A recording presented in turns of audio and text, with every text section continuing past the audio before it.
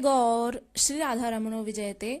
आज हम लोग अध्ययन करेंगे श्रीमद् भगवद गीता के अध्याय 9 के श्लोक संख्या 17, 18, 19 और 20 का। वैसे सामान्यतः हम लोग रोज 2 श्लोकों का ही अध्ययन करते हैं, लेकिन कल कुछ टेक्निकल एरर की वजह से वीडियो अपलोड नहीं हो पाई थी। ये वाली वीडियो बन ही नहीं पाई थी, बस एक वीडियो बनी थी जिसे हम कृष्णा मोटिवेशन के नाम से जानते हैं। उसमें भी गीता के ही उपदेशों का जो सार है, उसमें जो भगवान ने अर्जुन को बतलाया है उसी से संबंधित वो वीडियो है। तो यदि आपने नहीं देखी है तो आप लोग देख लीजिएगा। इस वीडियो के एंड में हम उसको ऐड कर देंगे। तो चलिए प्रारंभ करते हैं आज का पाठ। गीता के 9वें अध्याय का 17वां श्लोक। पितामहस्य जगतो माता धाता पितामहः वेद्यं पवित्रमोंकार ऋक्साम यजुरेव च। आइए अब इसके शब्दार्थ को देखते हैं। इसका शब्दार्थ है पिता अहम अस्य, अर्थात पिता का अर्थ होता है जो पालन पोषण करने वाले हैं उनको पिता कहते हैं। अहम यानी मैं यानी श्री कृष्ण, अस्य यानी इसका, जगतः यानी ब्रह्मांड, माता यानी माता, धाता यानी जो धारण करते हैं या पालन करता है, पितामह यानी पितामह, पिता के जो पिता होते हैं यानी हमारे जो दादाजी होते हैं उनको पितामह कहते हैं। वेद्यम यानी ज्ञान का लक्ष्य, पवित्रम अर्थात पवित्र करने वाला, ओंकार अर्थात पवित्र अक्षर ओम, ऋक् अर्थात ऋग्वेद, साम अर्थात सामवेद, यजुः अर्थात यजुर्वेद, इव अर्थात ही, च माने और। मित्रों, ये रहा शब्दार्थ। आइए अब इसके अनुवाद को जानने का प्रयत्न करते हैं, लेकिन उससे पूर्व हम यह समझ लेते हैं कि हमने कल के पाठ में क्या पढ़ा था। इसके पहले हमने यह पढ़ा था 16वें श्लोक में, जिसमें भगवान श्री कृष्ण अर्जुन से कह रहे थे कि क्रतु मैं हूँ, यज्ञ भी मैं ही हूँ, स्वधा मैं हूँ, औषधि मैं हूँ और घृत मैं हूँ, अग्नि मैं हूँ, हवन रूपी जो क्रिया है वह भी मैं ही हूँ। यानी सब जगह भगवान श्री कृष्ण व्याप्त हैं, सर्वत्र व्याप्त हैं, ऐसा उन्होंने पिछले श्लोक में बताया था। तो आज का जो श्लोक है उसका अनुवाद जान लेते हैं। भगवान श्री कृष्ण अब आगे क्या कहना चाह रहे हैं उसको जानने का प्रयत्न करते हैं। भगवान श्री कृष्ण कहते हैं, मैं ही इस ब्रह्मांड का पिता हूँ, मैं ही माता हूँ, पालन करता तथा पितामह भी मैं ही हूँ, मैं ही पवित्र करने वाला, ज्ञान का लक्ष्य, पवित्र अक्षर ओम हूँ, मैं ही ऋग्वेद, यजुर्वेद तथा सामवेद हूँ। तो मित्रों, इसको समझ लेते हैं कि भगवान श्री कृष्ण हर जगह व्याप्त हैं। तो उन्होंने इस श्लोक में यही बतलाया है कि जो पवित्र अक्षर ओम होता है, ओम के बारे में हमने कई वीडियो में बताया है, उसमें चर्चा की है। ओम जो होता है वह पवित्र अक्षर माना जाता है। और हमारे जो हिंदू सनातन धर्म में यदि कहा जाए कि सबसे छोटा जो मंत्र है और जो सबसे पवित्र मंत्र है, वैसे मंत्र तो सारे ही पवित्र होते हैं, लेकिन सबसे छोटा और पवित्र मंत्र जो है वह ओम है, जो कि ब्रह्म का परिचायक है। यानी ओम जो है वह सूचक है ब्रह्म का, प्रतीक मान सकते हैं उसको। तो इस श्लोक में भगवान श्री कृष्ण ने बताया है कि इस संपूर्ण जगत का धाता यानी धारण करने वाला, इस संपूर्ण जगत को भगवान श्री कृष्ण ने ही धारण किया है। और कर्मों के फल को देने वाला, जो हमारे कर्म होते हैं उनको, उनके जो फल होते हैं उनको देने वाले कौन है? भगवान। और पिता, माता और पितामह, माता पिता और पितामह यानी दादाजी। तो ये सब हमारे जो पितामह है, परम पिता, उनको इसीलिए कहा जाता है क्योंकि वे हम सबके पिता हैं।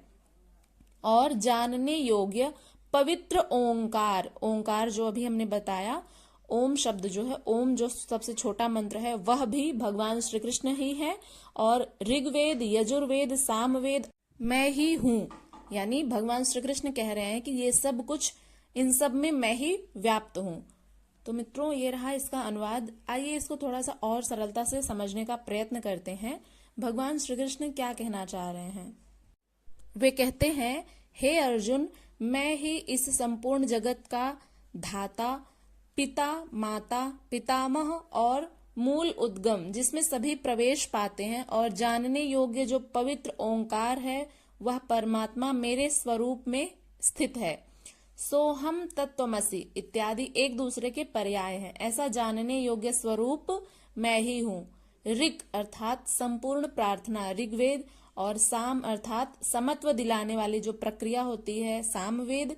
यजुः अर्थात यजन की विधि, यानी जो जोड़ने की विधि होती है, सभी को एकजुट रखने की जो विधि होती है, एकत्व की भावना यजुर्वेद भी मैं ही हूँ। योग अनुष्ठान के जो तीनों आवश्यक अंग होते हैं वे मुझसे ही होते हैं। तो मित्रों ये रहा इसका अनुवाद। आशा करते हैं कि समझ में आ गया होगा। चलिए अब अगले श्लोक की तरफ बढ़ते हैं। आज हम लोगों को 4 श्लोक को इसमें कवर करना है।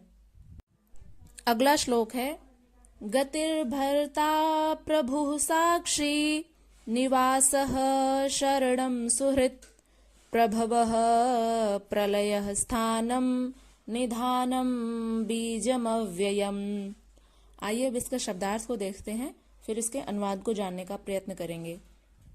इसका शब्दार्थ है गतिर्भर्ता अर्थात गति का अर्थ होता है परम लक्ष्य, भर्ता अर्थात भरण पोषण करने वाला या पालन करता, प्रभु अर्थात स्वामी, साक्षी अर्थात साक्षी, निवासः अर्थात निवास, शरणम अर्थात आश्रय, सुहृद अर्थात मित्र जो हमारे सुहृद जन होते हैं, जो हमारा कल्याण चाहते हैं, प्रभावः अर्थात उत्पत्ति, प्रलयः अर्थात प्रलय, स्थानम अर्थात भंडार, निधनम अर्थात विश्राम स्थान, बीजम यानी बीज, अव्ययम अर्थात अविनाशी।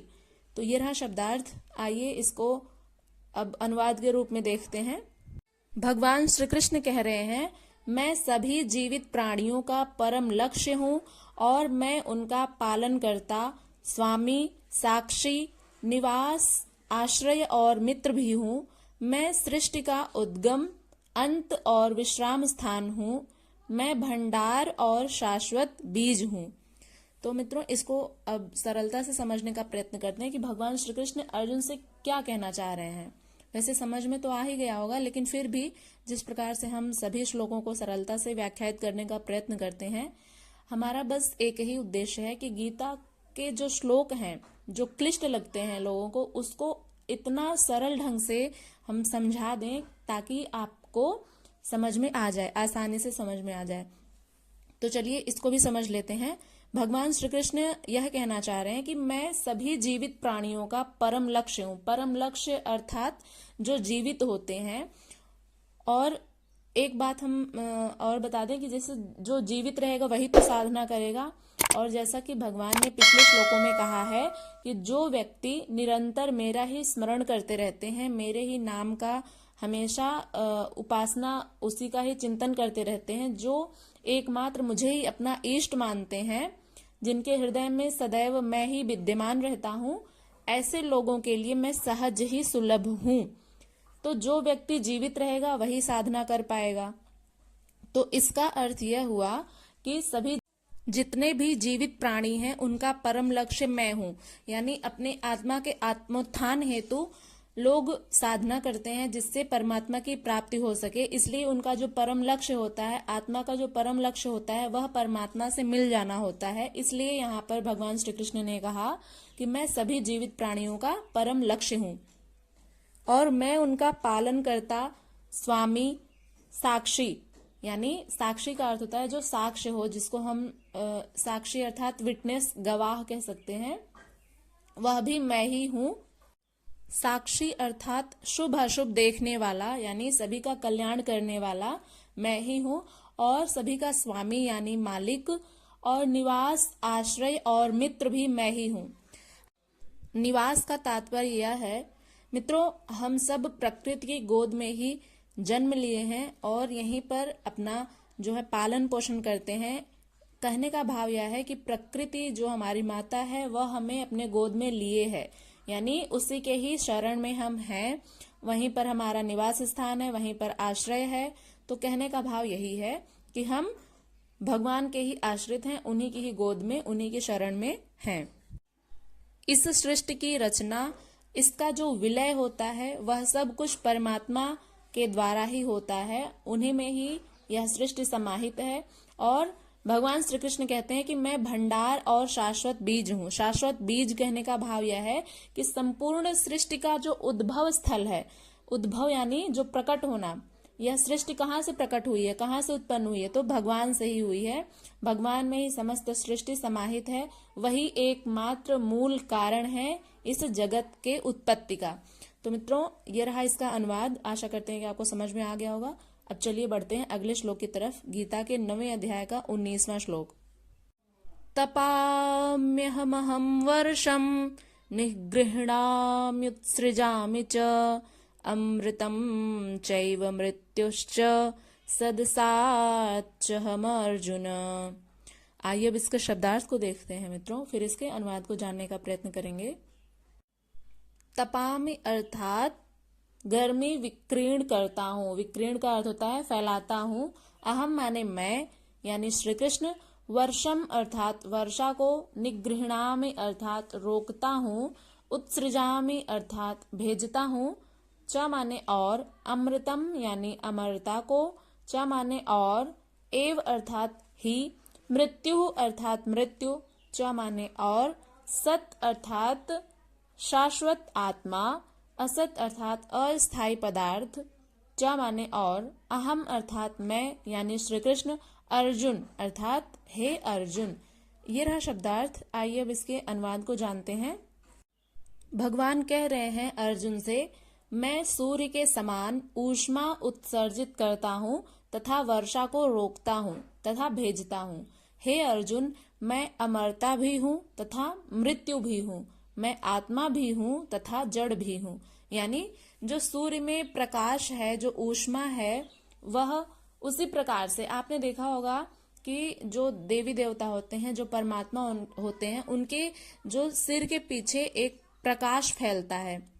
एक पीला पीला जो प्रकाश है, किरणें हैं, वह फैलती हैं उनके सिर के पिछले हिस्से से।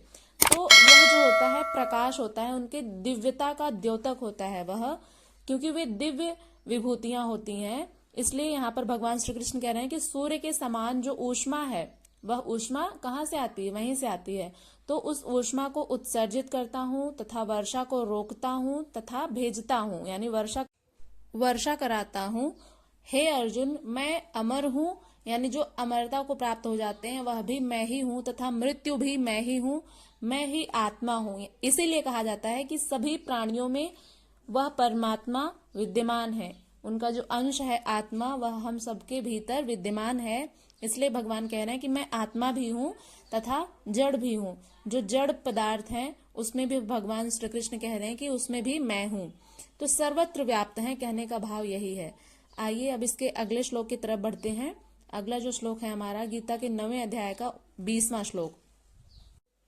त्रैविद्या माम सोमपाः पूत पापा यज्ञैरिष्ट्वा स्वर्ग गतिम प्रार्थयन्ते ते पुण्यमासाद्य सुरेंद्र लोकम अश्नन्ति दिव्यान दिवि देव भोगान। ये रहा श्लोक। आइए अब इसके शब्दार्थ को देखते हैं। त्रैविद्याः अर्थात कर्मकांड, वैदिक अनुष्ठान की विद्या।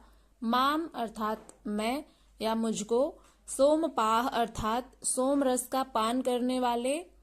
पूत यानी शुद्ध, सोमरस का पान करते हैं देवराज इंद्र। पूत यानी शुद्ध। पापः अर्थात पाप। यज्ञैः अर्थात यज्ञों द्वारा। इष्ट्वा अर्थात पूजा। स्वर्गतिम अर्थात स्वर्ग की प्राप्ति चाहते हैं। प्रार्थयन्ते यानी प्रयास करते हैं। ते माने वे। पुण्यम अर्थात पवित्र। आसद्य अर्थात प्राप्त करते हैं। सुर इंद्र अर्थात इंद्र का। सुरेंद्र, इसका जब संधि विच्छेद करेंगे तो सुर धन इंद्र बन जाएगा। तो सुरेंद्र का यानी इंद्र देव का। लोकम अर्थात धाम को। अश्नन्ति अर्थात भोग करते हैं। दिव्यान अर्थात स्वर्गिक जो दिव्य लोग होते हैं। दिव्य अर्थात स्वर्ग में। देव भोगान अर्थात स्वर्गीय देवताओं के सुख का, यानी स्वर्गीय देवताओं के सुख का उपभोग करते हैं। अब कौन उपभोग करते हैं उसको जानेंगे इसके अनुवाद में। तो चलिए उसको जान लेते हैं। भगवान कहते हैं, जो लोग वेदों में वर्णित सकाम कर्म में रत हैं, यानी जो वेदों में वर्णित है सकाम कर्म के बारे में, उसमें जो लोग लगे हुए हैं, वे अनुष्ठानिक यज्ञों के माध्यम से मेरी पूजा करते हैं, यानी यज्ञ के माध्यम से वे परमात्मा की पूजा करते हैं। सोम रस एक होता है, सोम का पौधा होता है जिसका देवता लोग पान करते हैं, सोम रस का पान करते हैं, जो कि यज्ञों का अवशेष है। यज्ञ को करने के बाद जब सोम रस जो होता है, सोम रस एक सोम नाम का पौधा होता है जो पहाड़ों पर उगता है, उसको पीस करके उसका रस बनाया जाता है, तो उसको सोम रस कहते हैं, जिसको देवता लोग ग्रहण करते हैं। और यज्ञ आदि को करने के पश्चात लोग स्वर्ग जाने की इच्छा रखते हैं। अपने पुण्य कर्मों के कारण वे स्वर्ग के राजा इंद्र के धाम को जाते हैं। जो स्वर्ग के राजा हैं, देवराज इंद्र, जिन्हें सोमरस अत्यंत प्रिय है, ऐसे देवराज इंद्र के धाम को वे यज्ञ आदि को करने वाले व्यक्ति जाते हैं और दिव्य देवताओं के सुखों का आनंद लेते हैं। तो मित्रों, ये रहा आज का अनुवाद। आशा करते हैं कि आप लोगों को अच्छे से समझ में आ गया होगा। कहीं कुछ ना समझ में आया हो तो आप लोग निसंदेह पूछ सकते हैं, और इस वीडियो के बारे में अपना फीडबैक जरूर दीजिएगा कि वीडियो कैसी रही, व्याख्या समझ में आई या नहीं। चैनल पर यदि नए हैं तो सब्सक्राइब कर लीजिएगा। ऐसे ही वीडियोज हम लाते रहते हैं। गीता के संपूर्ण अध्याय, उसमें जितने भी 700 श्लोक हैं, उसको हम कंप्लीट कराने वाले हैं। तो अति सरल व्याख्या को समझने के लिए आप अवश्य ही इस चैनल को सब्सक्राइब कर लीजिएगा। अपने मित्रों तक इस वीडियो को जरूर से भेजिएगा मित्रों। चलिए मिलते हैं अगली वीडियो के साथ, तब तक के लिए अपना ध्यान रखिएगा। नमः संस्कृताय, हरे कृष्णा।